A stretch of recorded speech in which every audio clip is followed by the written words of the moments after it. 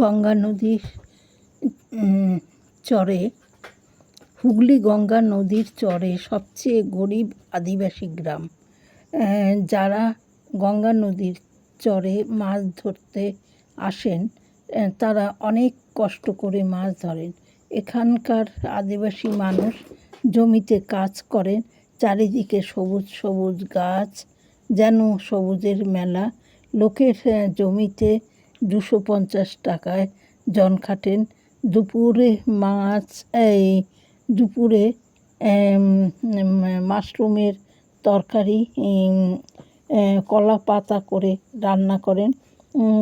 বাড়িতে মুরগি পোষেন, ছাগল বর্গা পোষেন।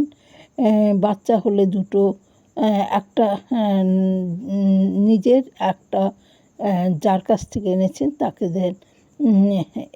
এই করে তাদের জীবিকা চলে। আর